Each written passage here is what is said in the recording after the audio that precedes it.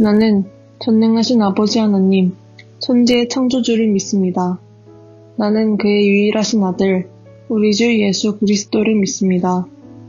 그는 성령으로 잉태되어 동정녀 마리아에게서 나시고 본디오 빌라도에게 고난을 받아 십자가에 못 박혀 죽으시고 장사된 지 사흘 만에 죽은 자 가운데서 다시 살아나셨으며 하늘에 오르시어 전능하신 아버지 하느님 우편에 앉아 계시다가 거기로부터 살아있는 자와 죽은 자를 심판하러 오십니다.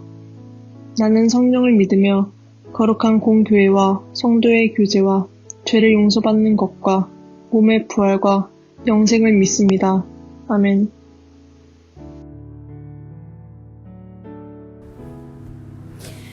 우리를 향하신 하나님의 인자하심과 신실하심을 찬양합니다. 하나님이 사랑하시는 우리 청소년부 공동체가 각자 다른 곳에 있지만 한 성령 안에서 한 마음으로 예배합니다. 우리 마음에 살아계신 하나님의 영이 계시기 때문에 한 사람 한 사람이 교회이고 거룩한 성전임을 믿습니다. 우리 예배를 받아주시고 하나님의 이름만 높임받아 주옵소서. 우리에게 예수님의 빛을 비추시고 우리를 빛의 자녀들로 부르심을 감사합니다. 예수님 없는 세상은 어둡고 소망이 없고 절망스럽지만 우리 안에 계신 그리스도의 빛을 비춰서 세상을 밝히고 소망을 주고 회복시키는 우리 청소년부 공동체가 되게 하여 주옵소서. 방학 중에 있습니다. 게으르게 시간을 헛되이 보내지 말고 다음 학년을 잘 준비하게 해 주옵소서. 무엇보다 말씀을 더 가까이 하여 우리의 육체가 자라듯이 우리의 영도 하나님 말씀을 매일 먹고 그리스도의 장성한 분량까지 자라게 하여 주옵소서. 또 중학교와 고등학교로 새롭게 입학하는 친구들이 있습니다. 새로운 환경에 잘 적응하고 좋은 선생님과 친구들 만나게 하시고 학교에서 선한 영향력을 끼치는 믿음의 사람들이 되게 축복하여 주옵소서. 오늘도 우리에게 주시는 하나님의 말씀을 기대합니다. 말씀을 마음으로 믿고 순종하여서 우리의 삶에서 아름다운 삶의 열매로 하나님께 드리는 우리의 믿음의 삶이 되게 축복하여 주옵소서. 우리의 소망과 힘 되시는 예수님의 이름으로 기도합니다. 아멘.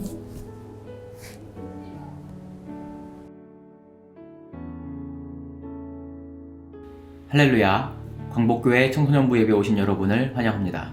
지난 시간 물로 포도주를 만드셨던 가나의 혼인잔치 이후에 이스라엘의 3대 절기라고 할 수 있는 6월절이 다가왔습니다.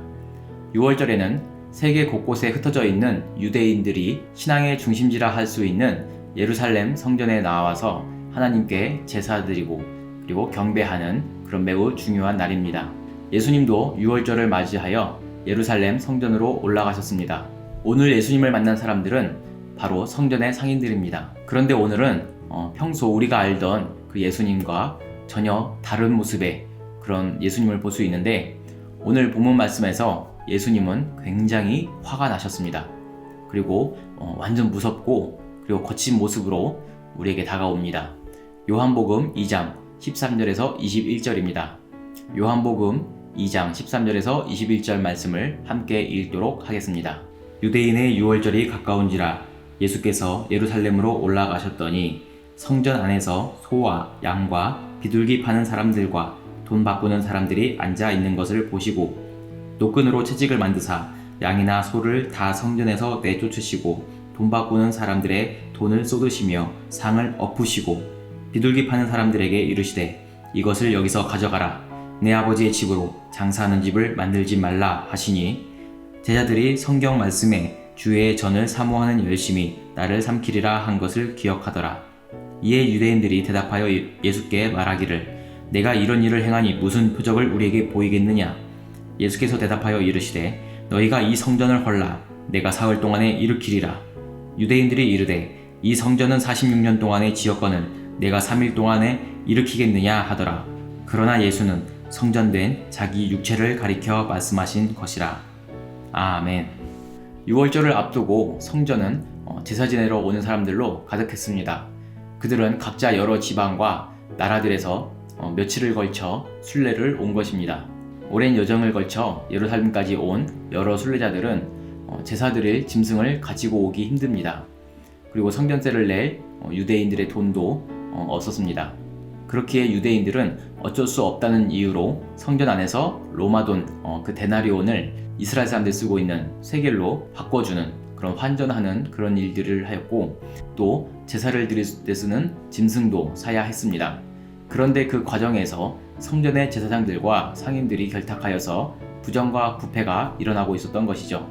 제사장들은 멀리서 가져온 제사 짐승들은 부정하다며 다 돌려보냈고, 또 성전 안에서 사온 짐승들은 정결하다며 받아주었으니 순례자들은 애초에 성전에 와서 짐승을 사야 했습니다. 사실 그것이 더 편하기도 했습니다. 그리고 상인들은 돈을 환전해주면서 그들의 이익을 챙겼습니다.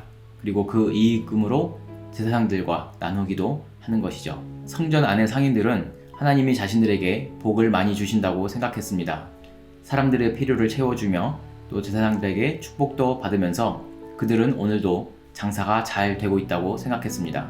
그런데 그날 예수님이 상인들 앞에 섰습니다.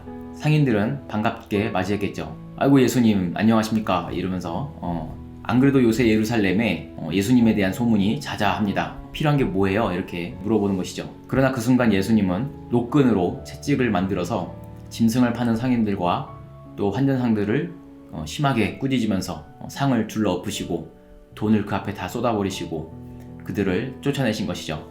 그러면서 16절에 예수님은 내 아버지의 집으로 장사하는 집을 만들지 말라 하십니다. 그 말에 상인들과 유대인들은 단단히 화가 나서 불평을 쏟아내는 것입니다. 아니 왜 너 혼자 이렇게 화가 나 있느냐? 우리가 다 좋은 일을 하는데 뭐가 문제냐? 네 말이 맞다면 어떤 표적이라도 보일 수 있느냐? 그렇게 예수님께 반박하는 것입니다. 19절에 다시 예수님이 유대인들에게 대답하십니다. 너희가 이 성전을 헐라 내가 사흘 동안에 일으키리라. 유대인들은 이 성전은 46년 동안에 지었는데 네가 어떻게 3일 동안에 재건축을 할 수 있느냐라고 비아냥대는 것입니다. 예수님이 성전을 헐라고 하셨습니다. 문제의 원인이 성전에 있는 것일까요? 그렇지 않습니다. 그때 유대인들에겐 성전이 바로 우상이 되어버린 것입니다. 하나님의 말씀과 그 뜻을 마음에 품은 것이 아니라 그저 의리의리하게 지은 그 성전에서 자기들이 먹고 살 수 있는데 만족하고 살아왔던 것입니다. 46년 동안 지어졌다는 이 성전은 로마에 대항했던 유대인들의 환심을 사기 위해서 헤롯 대왕이 지어준 것입니다. 다시 말해서 로마 황제가 임명한 그 헤롯 왕은 유대인들에게 제안합니다. 야 너희들 하나님께 제사 드리려면 성전이 있어야 되지 않냐?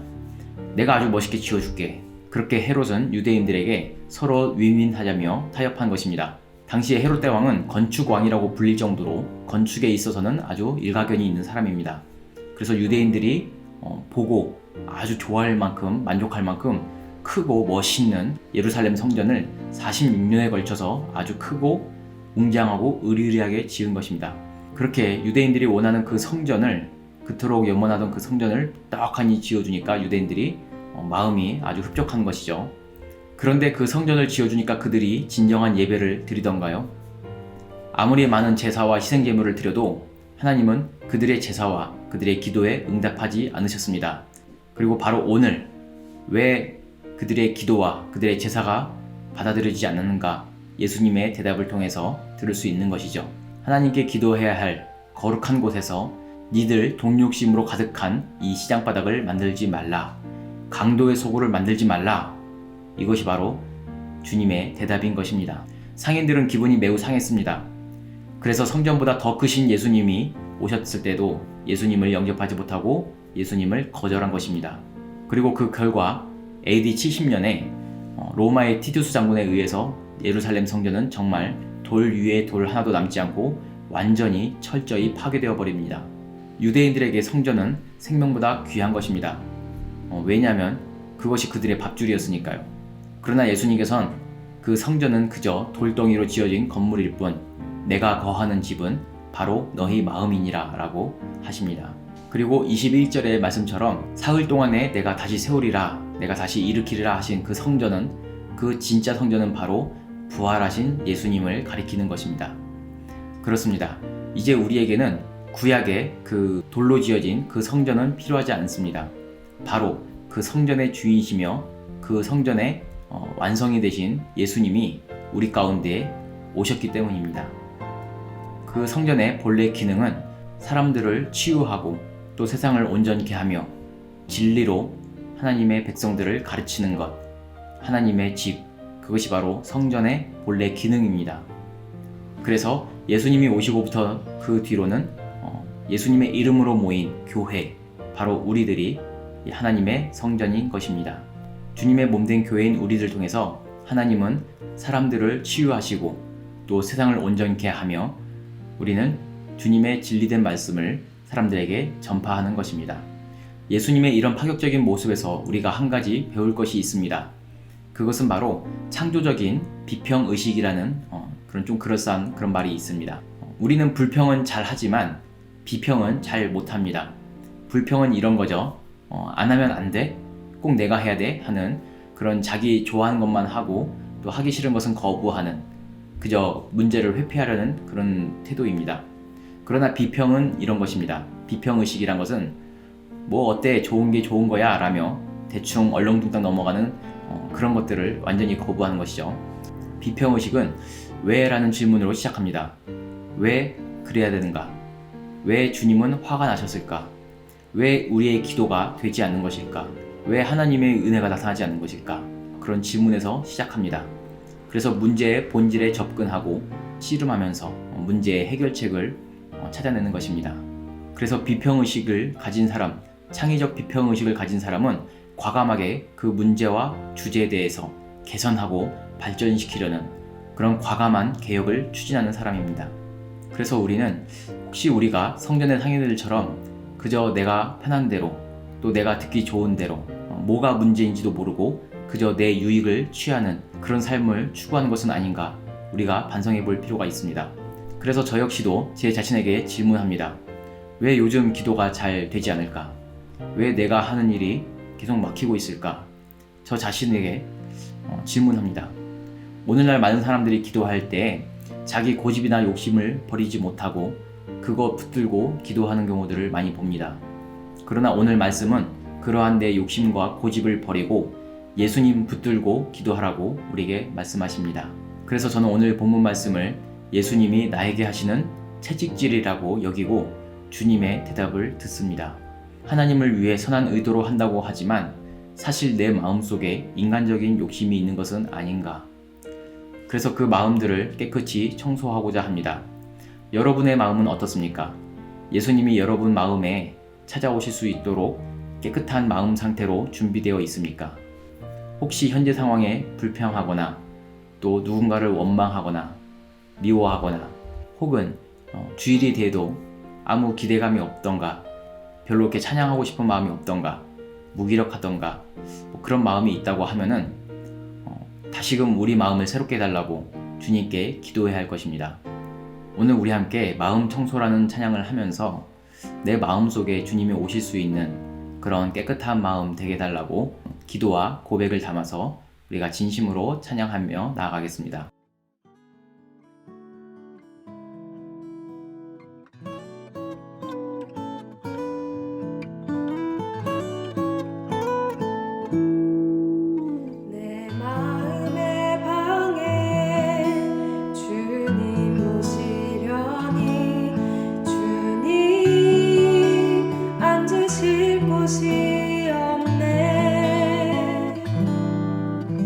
내 마음과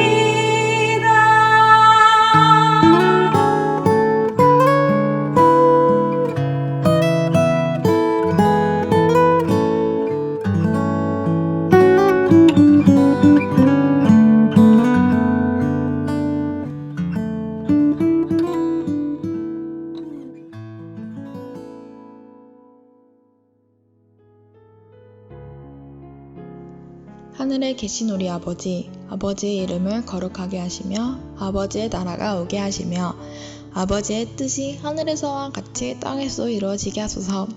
오늘 우리에게 일용할 양식을 주시고 우리가 우리에게 잘못한 사람을 용서하여 준 것 같이 우리의 죄를 용서하여 주시고 우리를 시험에 빠지지 않게 하시고 악에서 구하소서.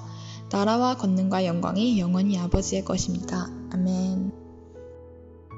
청소년부 온라인 예배 오신 여러분을 축복합니다. 광고입니다. 거리두기 2.5단계로 비대면 온라인 예배로 모이고 있습니다.